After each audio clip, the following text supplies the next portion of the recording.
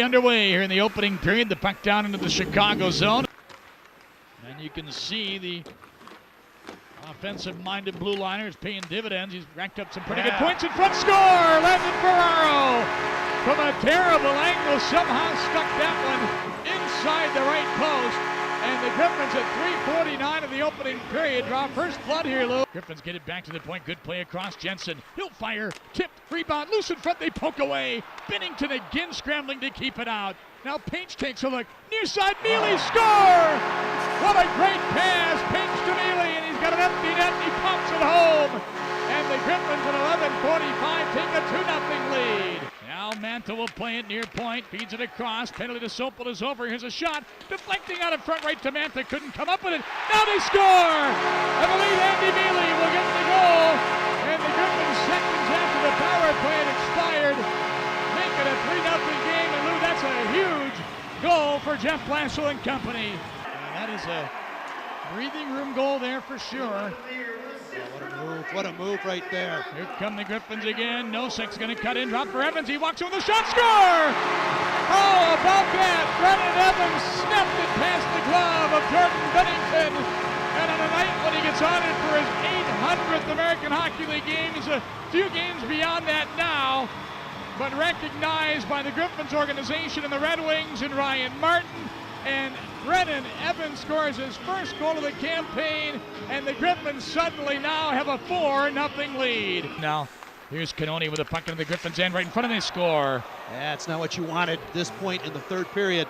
Chicago gets on the goal in the first 2 minutes. Moved it ahead to Miele, stepped away from the defense. Here's Miele, he's just going to walk right in front with a shot, save the rebound, score! Landon Ferraro's got his second of the game. And 15th of the season, and the Griffins are back up by 4 at 5-1. Here's Mantha blocking a shot. Hakanpää trying to catch him. Mantha cutting in. He gets tugged at, and he's going to get a penalty drawn to Hakanpää. They're going to call this a penalty shot, Lou. 1-on-1 with Climbing. He's got the puck. They waste no time. He goes right in. Backhand shot and a great toe save. Find a way to shut down the Chicago Wolves offense, which had scored 14 goals. Now we got Sopel and Bruton going at it in front of the benches across the way. Gloves have not come off yet. With 2 seconds to go. A pair of 55s. You know, I think Bruton kind of delivered a message on that one. And it's, 2 seconds to go, and Bruton goes over, delivers a hard check. Sopel figuring this game's over. What the hoot's going on? And that'll do it. The Griffins with a convincing win over the Chicago Wolves, as I was saying, the last 2 games now. After surrendering 14 goals in 3 games against the Wolves, Grand Rapids has shut them down. Only 1 goal in each of the last 2. I'm happy to score. It's something that I feel like I've been doing pretty well lately. Both plays are line mates that are really going, and we had a different look tonight with Tvrdon on the line, but he played really well, and he made a nice pass on the first one, and then the second one, Miele had a nice break and got it to the net, and I just got to shovel in a rebound. So I'll take him any way that I can. You've been on a little hot streak lately, scoring a lot of goals. Yeah, I mean, it's something that early in the year they weren't going in for me, but I was getting a lot of shots, and me and Blash talked a lot about just making sure to keep playing the right way and keep getting my shots, and they're going to go in eventually. So they have been lately, and just trying to make sure that I keep getting it on net. It's it's going to keep going hopefully, and if not, then you just got to make sure you're playing well and still helping the team. Now, with Pokinen gone, do you put more pressure on yourself to score? No, not at all. I mean, Pooks leaves and Mantha takes a spot on that line. Maybe you lose a bit of the shot. Obviously, that's what Pooks does. But at the same time, Mantha's incredibly gifted as well, and he makes plays. And Miele and Callie are going to play well, night in, night out anyway. So it doesn't. There's guys to fill in, and we have guys. Like Fur comes in tonight and takes a spot, and we played well again. So I mean, we have enough depth on the team that obviously if Pooks is here, we're going to love it. But if he's not, we can make do without him. Walk us through your goal. Just kind of jumped up, and Nosek, I thought he was going to shoot it because he's been kind of high lately. So I was just sitting there behind him, hoping I'd get it, and I just pretty much closed my eyes and fired it on net, and happened to go in. How does it feel having your first goal of the season? It feels nice. It's always nice to get the 0 off of the score sheet there, off the stats. So, it's nice to get one. You guys limited Chicago to only 18 shots. You know, do you feel you play pretty good defensively? Yeah, I think we played well. I think we've been taking big steps lately defensively. Even the game on Wednesday and the games against Charlotte, they didn't get a whole lot of offense. They had a couple lucky bounces, but we've been taking some real steps forward defensively, so we're happy with that. I think we're showing how good of a team we can be if we work hard.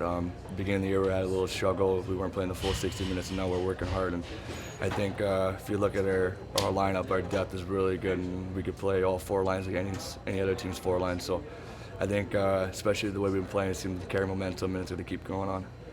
With this being a division game, does that give you guys a little more urgency to play better and kind of get after them early? Yeah, exactly. I mean, if you think about it, it's a 4-point game pretty much because we gained 2 over them. So anytime you play a division opponent, it's a crucial game, and especially a team like Chicago, who's a really good hockey team. Well, I thought tonight was as good a complete game as we've played. I think we've been playing real good hockey. I thought we played very good tonight. I thought they came out and played good early, and I just thought we did a real good job. Really, the whole first 2 periods. The third period, when a team's down like that, they push so hard that sometimes they hem you on your end a little bit, and they certainly had some chances, and Tommy stood strong at that point. But I was real happy with our overall performance. Ferraro with 3 points again tonight. Talk about him lately. Just seems like he's constantly putting the puck. Well, I think Landon's skating really well. I think he's obviously got a little groove going with his with scoring. Landon's been a real good hockey player for us in my 2.5 years here, and I think he's really doing a good job skating. He's the other thing is, when you're good defensively, when you're using that speed as a defensive weapon, when you're getting the puck out of your end, and you don't spend as much time in your end, it gives you a chance to score, and that's what he's doing. Now, yesterday you mentioned that some of the guys haven't been playing their A game, they didn't play in the B game. Mm-hmm. What did you say this afternoon to sit there and to give them that advice? Because today it looked like everybody was playing their A game. Yeah, they don't need speeches from me. They're of the understanding of it. I let them know, when they're doing it right and when they're not, but they're high-end athletes who are high-character people. That's why we've been able to have success here over the last couple of months. Is we've got real good talent and real good character, and so the guys. I have an inherent belief that players want to be great. I know these guys in this room want to be great, and they want to. When your guy plays his B game, we had full confidence that guys were going to come back and play their A game. Evans and Paetsch both contribute tonight offensively. Talk about them offensively and defensively. Well, Paetsch, I think over his career contributed offensively pretty consistently. If you really look at his numbers over time, Evans is a guy who has sneaky good offensive ability for a guy that's labeled more as a defensive defenseman.